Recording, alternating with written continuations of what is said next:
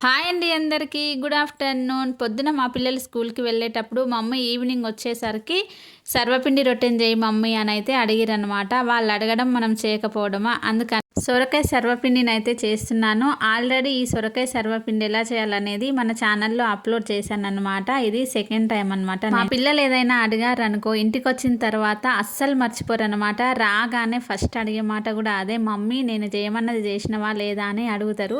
మనం ఒకవేళ చేయలేదు అని అన్నామనుకో కథం ఇంకా ఏడవడం స్టార్ట్ చేశాడనమాట. మావాడైతే, మా పాప అయితే ఏం ఏడవదు. అయినా వాడిని ఏడిపించడం ఎందుకు, ఏదో ఒకటి చేస్తూనే ఉంటా. కాకపోతే వాళ్ళకి అడిగినవి అయితే ఖచ్చితంగా చేస్తాను అనమాట.